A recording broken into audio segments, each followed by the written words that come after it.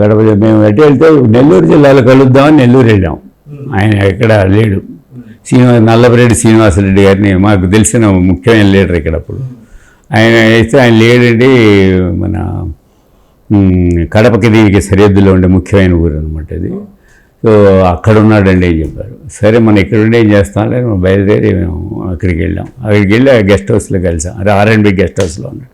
నేను వచ్చి కూర్చున్నాను, బ్రదర్ ఎప్పుడు వస్తాడో తెలియదు, నీకు కమ్యూనికేషన్ లేదు, ఆయన వచ్చే వరకు వెయిట్ చేస్తాం. మేము దారి పడి చూస్తూనే పోయామండి.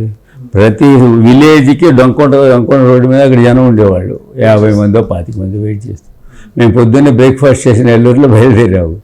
ఆయన వెళ్ళి శ్రీనివాసరెడ్డి కలిసాము. సరే ఇంకా అక్కడికి లావలేదు అని మళ్ళీ మనం ఎదురుపోదామని కడప జిల్లాలోకి వెళ్ళాము.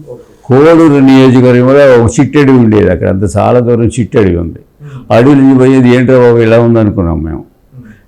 చేసుకుంత పోయి పగ ఒక 30 కిలోమీటర్లు 20 కిలోమీటర్లు అడవిలో పోయిన తర్వాత కొంత దూరం పోయేటప్పటికి పాట వినపడుతుంది. వచ్చాడు, ఇక్కడ ఉన్నాడు బాబు వస్తున్నాడని చెప్పేసి కారు పక్క తీసి పెట్టి కూర్చున్నాం. తర్వాత ఆయన మళ్ళా కూర్చొని ఉన్నాడు చైతన్య రథం మీద. ఈ పక్కన కుర్రాడు చెంబు నీళ్ళు చెంబు పెట్టుకొచ్చి టవల్ పెట్టుకొని పెట్టాడు. చెట్లు తగులుతుంటే చెట్టు వచ్చినప్పుడు పైకి నెడుతుంటే ఈయన అలా కూర్చొని ఉంటాడు. తర్వాత ఆయనతో పాటు మమ్మల్ని చూసి నవ్వాడు. సరే మాకు అంత పరిచయాలు లేవు అప్పటికి, బట్ చూసి నవ్వాడు. ప్రెస్ కాన్ఫరెన్స్ చూసాం కదా 2-3 సార్లు. సరే మేము ఆయన అంటే కారు వేసుకొని ఆయన వచ్చాం. వచ్చిన తర్వాత నెక్స్ట్ అయితే విలేజ్కి వచ్చిన తర్వాత మీరన్నా బీసీలది ఫస్ట్ వీ నోటీస్డ్ అండి. అది ఆయన పాలసీ పెట్టుకున్నాడో లేదో తెలియదు. అది ఎవల్యూషన్ ఏమో అనిపించేది నాకు అప్పట్లో. తెలియదు, ముందు మనకు తెలియదు, తర్వాత మన విశ్లేషణలో ఇవన్నీ వచ్చినాయి మనకి. మేము విలేజ్కి వచ్చిన తర్వాత ఒక చెరువు ఉంది, చెరువు గట్టు మీద నిలబడ్డాం మేము. కారు పక్కన ఒక చెట్టు ఉంది, చింత చెట్టు ఏదో చెట్టు ఉంది. ఆ చెట్టు కింద చైతన్య పైకి వచ్చాడు ఆయన. పైకి వచ్చి ఒక 150 మంది 200 మంది ఆ ఊరు వాళ్ళు ఉన్నారు. వాళ్ళ దగ్గర ఉంటే మాట్లాడుతూ మొదలుపెట్టాడు. చేస్తే మాకు ఆ చెరువు గట్టు మీద మా పక్కన 2-3 నిలబడి ఉన్నారు. అందులో ఇద్దరు కొంచెము మాట ఏంటి మాట్లాడుతున్నారు వీళ్ళు ఏంటంటే, ఏం చేశారా మీకు, ఏం చేశారు, అన్నీ మీకే చేశారు, మాకేం చేశారని ఒక ఆయన అంటున్నాడు. ఏం ధర చేసేది ఈయన వచ్చి చేసేది, ఏం చేసేది ఈ మాట్లాడుతున్నాడు. పల్లెటూళ్ళు మాట్లాడుకుంటారు. ఇదేదో ఇంట్రెస్టింగ్ ఉందని. తర్వాత ఆయన వెళ్ళిపోయిన తర్వాత మేము అడిగాం, ఎవరు మీరు ఎక్కడికి వచ్చారంటే క్వశ్చన్ చేస్తున్నవాడు పక్క ఊరు అతను. ఇది ఒకళ్ళు SC ఒకళ్ళు BC. అందులో BC ఈజ్ వెరీ యంగ్ అనమాట, ఇదిగా ఉన్నాడు.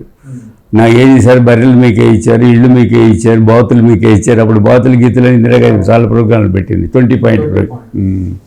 సో అవన్నీ మాట్లాడుతున్నారు.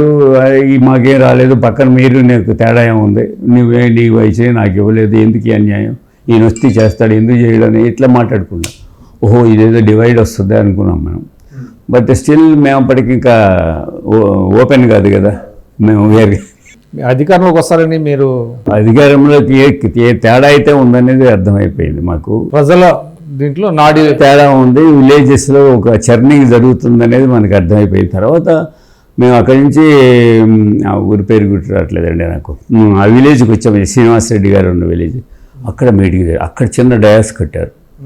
మేము వచ్చేటప్పటికి ఆయన డయాస్ దగ్గరికి వెళ్తున్నాడు. మేము వెనుకున్నాం కదా, మేము వచ్చి చూసి జనం 25-30 వేల మంది జనం విపరీతంగా ఉన్నారు. సో అయ్యేటప్పటికి ఆయన చిన్న డయాస్ కట్టారు. అది ఊగిపోతుంది ఆ డయాస్, ఎప్పుడు కూలిపోతారు, అంత జనం పిచ్చి ఇదిగా ఉన్నారనమాట. ఈయన లేచాడు, ఒక 5 నిమిషాలు 10 నిమిషాల్లో మాట్లాడేశాడు, మళ్ళీ దిగాడు, కారు ఎక్కాడు, మళ్ళీ. తర్వాత సార్ అప్పుడు NTR గారు చేసిన మొట్టమొదటి అంటే దేశంలోనే ఎవరైనా మా పార్టీలోకి రావచ్చు, కానీ పదవుల్ని వీడి రావాలి. ఇంపార్టెంట్ పాయింట్ అండి. ఎవరు చేయలే అప్పటి వరకు.